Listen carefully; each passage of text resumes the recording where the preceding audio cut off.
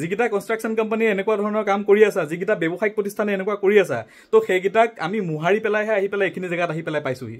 0ৰ পৰা আহিছোঁ, 0ৰ পৰা। আকৌ এইখিনি অৱস্থা পাওঁতে বেছি টাইম নালাগে। আমি গোটেই অসমতে আমাৰ যিমানখিনি আমি নতুনকৈ ইঞ্জিনিয়াৰ এপইণ্ট কৰিছোঁ, আমি ফ্ৰীত আমি ছাৰ্ভিচ দিবলৈ গৈ আছোঁ। আমি সেইখিনি পৰিকল্পনা কৰি আছোঁ। ভয় খাইছে এইবিলাক গম পাই পেলাই? জানাতো আমাৰ তাতো কোনোবা চোৰাংচোৱা পুহি ৰাখিছা তোমালোকে। কি কৰি পাইছা ইঞ্জিনিয়াৰ তোমালোক? কি কৰি পাইছা আজিলৈকে? আমি 1 তাৰিখৰ পৰা গোটেই অসমত আমি ফ্ৰীত আমি ড্ৰয়িং দিবলৈ গৈ আছোঁ। গতিকে কি 2জন ক্লাইণ্টে বেয়া ক'লে বুলি 2000 ক্লাইণ্ট 1000 ক্লাইণ্ট বেয়া হৈ নাযায় আমাৰ কাৰণে। হৈ যাম, আৰে লেংটা হৈ জন্ম হৈছোঁ, লেংটা হৈ মৰি যাম, কি লৈ যাম? নমস্কাৰ সকলোকে। আৰু আপোনালোকৰ হয়তো বহুতে আমাৰ বিষয়ে এটা বেয়া নিউজ এটা সংবাদ মাধ্যমত আপোনালোকে হয়তো দেখা পাই আছে, আৰু বিভিন্নজন আমাৰ শুভাকাংক্ষীয়ে তাতে বিভিন্ন ভাল ধৰণে লিখিছে, আৰু যিসকলে আমাক বেয়া পায় তেওঁলোকেও বেয়াকৈ লিখিছে।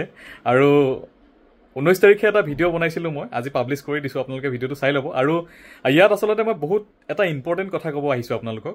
তো ইয়াত যিখিনি মানুহে মোক যি 2জন মানুহে মোৰ ওপৰত এলিগেশ্যন লগাইছে, বা যি 2জনে আমাৰ বিৰুদ্ধে মাত মাতিছে, আচলতে সেইখিনি তেওঁলোকৰ দোষ নহয়, সেইখিনি তেওঁলোকৰ মাত নহয়। তো তেওঁলোকৰ মাত বা তেওঁলোকৰ দোষ কিহৰ কাৰণে নহয় মই কৈ দিছোঁ। তো ইয়াৰ পিছত বিভিন্ন ধৰণৰ কনষ্ট্ৰাকশ্যন কোম্পানী আছে। ইয়াৰ পিছত তেওঁলোকৰ পিছফালে মানে বিভিন্ন ধৰণৰ ব্যৱসায়িক প্ৰতিষ্ঠান, যিবিলাক অসমত ডাঙৰ ডাঙৰ যিবিলাক হাৰ্ডৱেৰ দোকান আছে, তো সেই হাৰ্ডৱেৰ দোকানবিলাকৰ পৰা তেওঁলোকৰ ফালে ইনভেষ্টমেণ্ট আহিছে, আমি বিশেষভাৱে গম পোৱাৰ মতে। আৰু কাৰণ যি 2জনে আমাৰ ওপৰত এলিগেশ্যন লগাইছে, এজন হৈছে পলাশ বৰা। এসপ্তাহ আগতে আমি তেওঁলোকৰ ওপৰত অলৰেডি কেছ ফাইল কৰি দিছোঁ, আৰু ভয়ত পইচা দিবলৈ আছে বাচিবৰ কাৰণে তেওঁলোকে এনেকুৱা ধৰণৰ বিভিন্ন ধৰণৰ প্ৰচাৰ দিছে। আৰু ফেচবুকত তেওঁ যিটো ঘৰৰ পিছফালে উঠি ফটো দিছে, আচলতে সেইখন ঘৰ আমি বনোৱা নহয়েই। তেওঁ যদি দম আছে, মই এইটোৱে ক'ব বিচাৰিছোঁ, তেওঁ যদি দম আছে, যজ্ঞ কনষ্ট্ৰাকশ্যনে কিমানলৈকে কাম কৰিলে সেইখিনি এটা ভিডিঅ' দি পেলাই দেখাওক। আৰু তেওঁক মই এটা অপেন চেলেঞ্জ কৰিছোঁ। তেওঁক মই 6 মাহ আগতেই কৈছিলোঁ যে দাদা আপুনি যদি আমাৰ কাম বেয়া পাইছে তেতিয়াহ'লে আপুনি আপোনাৰ পইচাটো ঘূৰাই লৈ যাওক, মই বনোৱাবোৰ ভাঙি লৈ আহোঁ। তেওঁ নিদিলে। কিন্তু কিহৰ কাৰণে নিদিলে গম পাইছেনে? কাৰণ একো ভুল হোৱা নাই, একো বেয়া হোৱা নাই। তেওঁ নিজে ইঞ্জিনিয়াৰ হিচাপত লাগি পেলাই 14 লাখ টকা RCC ঘৰটোক তেওঁ ভিতৰত ডুপ্লেক্স বনাবলৈ মন কৰি মিস্ত্ৰীৰ লগত কথা পাতি ভিতৰ দি পেলাই চিৰি দিয়ালে। আৰু যি চিৰিটো পিছত নিমিলাৰ কাৰণে আমাৰ কোম্পানীক বদনাম দিলে। আৰু আমি সেই চিৰিটো ভাঙি পেলাই নতুনকৈ বনাই তেওঁ ছাদ ঢালাই দি দিলোঁ। 1400 স্কোৱাৰ ফিটৰ ছাদ এখনত আমি প্ৰায় 7 লাখ টকাহে পালোঁ, বাকী এতিয়াও পইচা পাবলৈ বাকী আছে। আৰু তেওঁ দেখাওক, এতিয়া তেওঁৰ যিখন ঘৰ আছে এটা ভিডিঅ' কৰি পেলাই দেখাওকচোন, তাত কি কি ভুল আছে, কিমানলৈকে কাম কৰিলোঁ, তেওঁ কিমান পইচা দি আছে, তেওঁ দেখাওক, তেওঁ যদি দম আছে। আৰু তেওঁ ব্যৱহাৰ, তেওঁ কেনেকুৱা ধৰণৰ কথা বতৰা, সেইখিনি মই সমজুৱা কৰি আছোঁ। প্ৰত্যেকটো বস্তু মোৰ তাত ডিটেইলছত আছে। তেওঁ কিমান পইচা দিছে সেইখিনিলৈকে মোৰ তাত আছে। আৰু এজন আছে তন্ময় নাথ, তেওঁ ওলোৱা নাই বাৰু, তেওঁ যিগৰাকী মিছেছ আছে তেওঁ কথাবোৰ কৈছে। আৰু তেওঁৰ মিছেছক ক'ব বিচাৰিছোঁ, তেওঁ যিটো ড্ৰয়িং ছিগনেচাৰ কৰিছে তাত তেওঁ স্পষ্টভাৱে মেনশ্যন আছে, যিটো ঘৰ তেওঁ বনাই দিছোঁ আমি, আজি ডেটলৈকে আমি পইচা দিছোঁ, আজি ডেটলৈকে আমি কাম কৰি আছোঁ সেই ঘৰটোত। আজি ডেটলৈকে, যিটো ডেটত আপোনালোকে নিউজটো চাই আছে, আজি ডেটলৈকে তেওঁৰ আমি ঘৰ কাম কৰাই আছোঁ। আৰু যিটো ঘৰত ড্ৰয়িং বনাইছোঁ সেই ঘৰৰ ড্ৰয়িংটোত তেওঁ ছিগনেচাৰ কৰা আছে। তেওঁ আমাক যি ধৰণে ৰুম প্লেন বিচাৰিছে সেইমতে ৰুম প্লেন দিছোঁ। আৰু অসমৰ ৰাইজক মই প্ৰত্যেকবাৰে কৈ থাকোঁ যে আমাৰ ঘৰ বনালে আমাৰ ছিষ্টেমটো কি। আমি ঘৰ বনালে আমাক ফাৰ্ষ্ট এটা এমাউণ্ট দিলে, যাৰ এগেইনষ্টত আমি structural drawing, room plan, front elevation গোটেই বস্তুবোৰ দিলোঁ। আৰু সেই বস্তুবোৰ পোৱাৰ পিছত ক্লাইণ্টে যেতিয়া এপ্ৰুভ কৰিব বা সেই বস্তুটো একচেপ্ট কৰিব, তাৰ পিছতহে আমি কনষ্ট্ৰাকশ্যন কৰোঁ। গতিকে তেওঁ হয়তো মানসিক ৰোগী আছিল সেই সময়ত, যি সময়ত তেওঁ চাই চিতি ছিগনেচাৰ কৰাৰ পিছত এতিয়া আকৌ আমাৰ ওপৰত এটা বেলেগ কমপ্লেইন তেওঁ দিবলৈ চেষ্টা কৰিছে।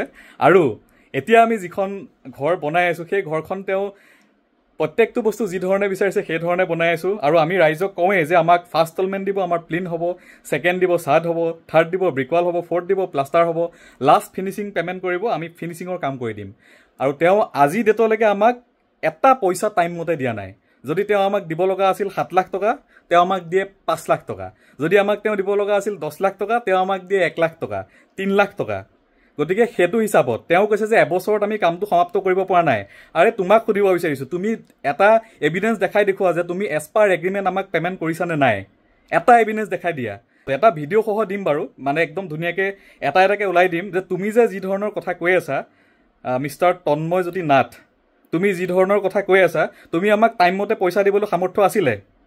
তো সামৰ্থ্য নথকাকৈ আমাক কি ধৰণে এই ধৰণৰ কথা ক'ব আহিছা আৰু তোমালোকে কি কৈছা যে পোষ্ট বেকা হ'ল তো পোষ্ট বেকা হোৱাৰ পিছত তেতিয়াই তোমালোকে মিডিয়াৰ ওচৰত নগলা কিয় ফিনিচিঙৰ কামবিলাক চলি আছে আৰু অনাৰগৰাকী লগত আছে আমাৰ তন্ময়জ্যোতি নাথ তো তেৱে হয় না আমাৰ কামবিলাক কেনেকুৱা ঠিকেই পাইছেনে এতিয়ালৈকে ভাল যিখিনি আমি এক্সপেক্ট কৰিছিলোঁ তেনেকৈ চলি আছে আৰু ফিনিচিঙৰ কাম তেখেতে কৈছে অলৰেডি তো কিছুমান মডিফিকেশ্যন আছে আমি এইখিনি আজি কথা পাতিলোঁ বাকী ভালেই হৈছে ছাদ ঢালাই হ'ল ব্ৰিকৱাল হ'ল প্লাষ্টাৰ হ'ল ফুল ফিনিচিং হৈ গ'ল ঘৰৰ এক্সট্ৰা কাম কৰাই ল'লা হা লাষ্ট ইনষ্টলমেণ্টৰ পইচা এতিয়ালৈকে তোমালোকে দিবলৈ মোক বাকী আছে তেওঁ আমি লাষ্ট ইনষ্টলমেণ্টৰ কাম কৰি দিছোঁ টাইমমতে তোমালোকে আমাক পইচা দিব পৰা নাই তেওঁ আমি এতিয়ালৈকে তোমালোকৰ কাম কৰি দি আছোঁ এক্সট্ৰাকৈ কাম কৰাই লৈছা সেই পইচাকেইটা বচাবৰ কাৰণে এই ধৰণৰ এলিগেশ্যন লগাই আছা যদি দম আছে আহা কালি মোৰ অফিচৰ পৰা পইচা লৈ যোৱা কিয় আছা মই বনাই দিয়া ঘৰটোত হয় যেতিয়ালৈকে তোমালোকে এগ্ৰিমেণ্টখন ভালদৰে পঢ়ি চোৱা যেতিয়ালৈকে মই তোমালোকক হেণ্ডঅভাৰ নকৰোঁ তেতিয়ালৈকে সেইটো মোৰে প্ৰপাৰ্টি তো কিয় আছা তোমালোকে তাত পইচা লৈ যোৱা কালি আহা মোৰ অফিচত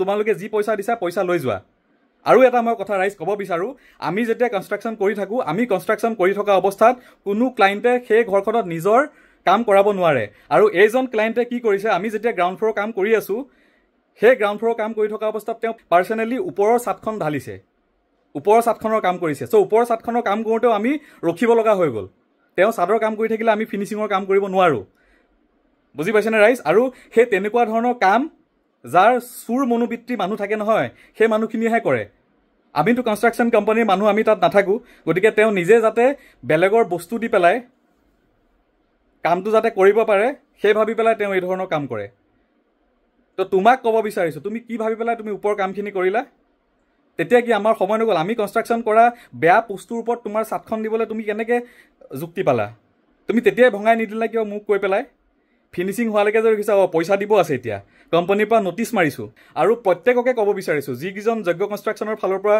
অলৰেডি আমি ইনভেষ্টমেণ্ট কৰিলোঁ আমি পইচা লগালোঁ লাগে যিমান ডাঙৰ মানুহ নোহোৱা কিয় যিমান ডাঙৰ পলিটিকেল লিডাৰ নোহোৱা কিয় যিমান ডাঙৰ যি নোহোৱা কিয় তো প্ৰত্যেককে ক'ব বিচাৰিছোঁ যে আমাৰ লগত হিচাপ কৰি যদি আমাৰ লগত কাম নকৰা দেন আমাৰ পৰা পইচা পাব আছে যদি লৈ যোৱা বা দিব আছে যদি দি দিয়া কিন্তু এনেকুৱা ধৰণৰ ছ'চিয়েল মিডিয়াত কিয় দিছা কোৰ্টৰ ওচৰত কিয় নগ'লা থানাত কিয় নগ'লা তোমালোকৰ এগেইনষ্টত আমি অলৰেডি কেছ কৰি দিলোঁ তোমালোকে আজি দিছা নিউজত তোমালোকৰ ওচৰত কেতিয়া তোমালোকৰ নটিচটো গৈ পাইছে বহুতখিনি অলপমান ভাবুক মানে বেয়া লাগিছে মনটো আৰু ইয়াত যিকেইজন মানে তোমালোকক যোনে ব্যৱহাৰ কৰি আছে তোমালোকক যোনে ব্যৱহাৰ কৰি আছে সেইকেইজনক মই ক'ব বিচাৰিছোঁ তো অকাত আছে যদি দম আছে যদি নিজৰ দমত এটা কনষ্ট্ৰাকশ্যন কোম্পানী খুলি নিজৰ কামৰ জোৰত তোমালোকে কাম লৈ দেখুওৱা বেলেগক ঢাল হিচাপে আনি মই কৰিব পাৰিছোঁ তোমালোকে পৰা নাই কাৰণে ইয়াক ডুবাব লাগে বুলি লাগি আছা পইচা লৈছা কাৰ পৰা বহিৰাগত বনোৱাৰ পৰা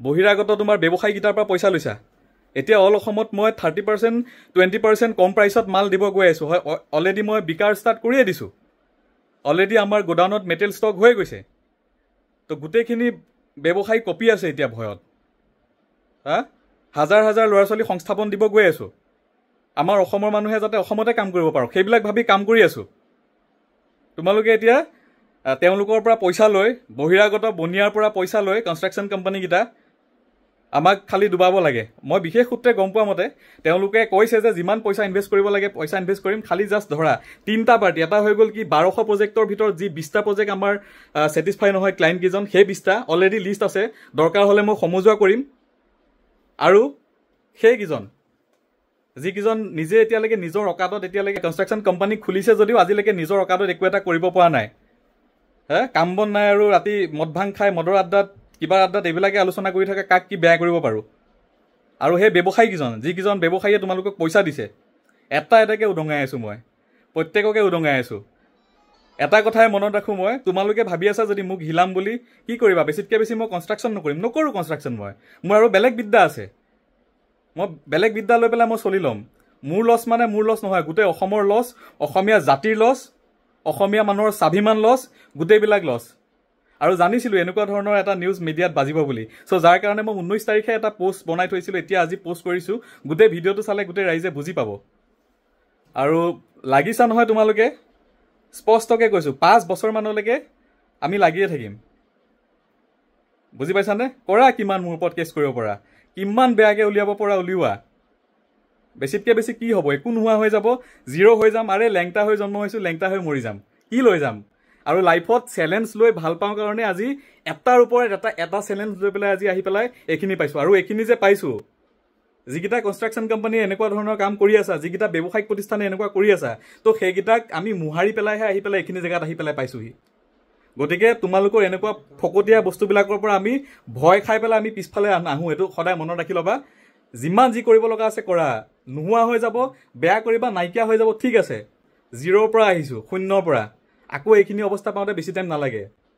আৰু এইখিনি সময়ত যদি আমাৰ অসমৰ ৰাইজে দেখি আছে মই কি কাম কৰি আছোঁ, ফেচবুকততো মই সদায় কমেও 10টা পোষ্ট শ্বেয়াৰ কৰোঁ বেলেগ বেলেগ ক্লাইণ্টৰ, সেইবিলাকো ৰিভিউ আছে ক্লাইণ্টবিলাকৰ, বুজি পাইছানে? গতিকে কি 2জন ক্লাইণ্টে বেয়া ক'লে বুলি 1000 ক্লাইণ্ট বেয়া হৈ নাযায় আমাৰ কাৰণে, বুজি পাইছা? মই পলাই যোৱা নাই নহয়, ক'ত পলাই গৈছোঁ মই? কোনে ক'ত বিচাৰেহে মোক ক'লেই হ'ল, ফোন নম্বৰ আছে, লগ কৰিবা মোক ডাইৰেক্ট যদি কোনোবাই লগ কৰিব বিচাৰি আছা। তো বহুত বেছি বিশেষ নকওঁ, খুব সোনকালে এটা প্ৰেছ মিট এটা কৰি আছোঁ। যিমানবিলাক সংবাদ মাধ্যম আছে সকলোকে মাতি পেলাই এটা যি ক'ব লগা আছে উইথ এভিডেঞ্চ মই সকলোকে দেখাই আছোঁ, বুজি পাইছানে? তোমালোক আচলতে বদন, তোমালোক অসমীয়া জাতিত কেঁকুৰা জাতিত বুলি কয় যে মানুহে, আচলতে তোমালোকৰ নিচিনা মানুহৰ পৰা সেইখিনি ক'বলৈ মানুহে সাহ পায়। অসমীয়া জাতিক কেঁকুৰা জাতি বুলি ক'বলৈ কি কৰি পাইছা? ইঞ্জিনিয়াৰ তোমালোক কি কৰি পাইছা আজিলৈকে? আমি 1 তাৰিখৰ পৰা গোটেই অসমত আমি ফ্ৰীত আমি ড্ৰয়িং দিবলৈ গৈ আছোঁ। আমি গোটেই অসমতে আমাৰ যিমানখিনি আমি নতুনকৈ ইঞ্জিনিয়াৰ এপইণ্ট কৰিছোঁ, আমি ফ্ৰীত আমি ছাৰ্ভিচ দিবলৈ গৈ আছোঁ। আমি সেইখিনি পৰিকল্পনা কৰি আছোঁ। ভয় খাইছা এইবিলাক গম পাই পেলাই? জানাতো আমাৰ তাতো কোনোবা চোৰাংচোৱা পুহি ৰাখিছা তোমালোকে, আৰু নোহোৱা হৈ যাবা তোমালোক।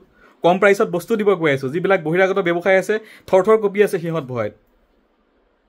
কি কৰিবা? নোহোৱা হৈ যাবা, মাৰি পেলাবা। মোক যদি মাৰিও পেলোৱা নহয়, এটলিষ্ট এনেকুৱাকৈ মোৰ বেছটো বনাই থোৱা হৈ আছে, মোক জেলতো ভৰাই দিয়া, মোক নোহোৱাও কৰি দিয়া, তেওঁ মোৰ কোম্পানী চলি থাকিব। আজি মই যিখিনি কৰি আছোঁ সেইখিনি কাম কণ্টিনিউ হৈ যাব। এটা যজ্ঞক মাৰিবা 1000 যজ্ঞ ওলাব, মনত ৰাখিবা। আৰু এনেখন দোকান তোমালোকে বেলেগৰ বদনাম কৰি বেছিদিন চলাব নোৱাৰা। প্ৰত্যেককে উত্তৰ দি আছোঁ মই। ধন্যবাদ সকলোকে, যিসকলে ভাবিছে মই বেয়া কৰিছোঁ বুলি গালি দিব পাৰে যিমান দিয়ে, আৰু যিসকলে ভাবিছে ছাপোৰ্ট কৰিব। আৰু আমাৰ নিচিনা মানুহবিলাক ইহঁতে ইয়াতে গুৰিতে মোহাৰি দিয়ে, যাতে কালি পৰহি এটা ল'ৰা ঢুকাইছে, ল'ৰাজনৰ নামটো পৱন হাজৰিকা, আৰু কোচিং ইনষ্টিটিউট কৰিছিলে।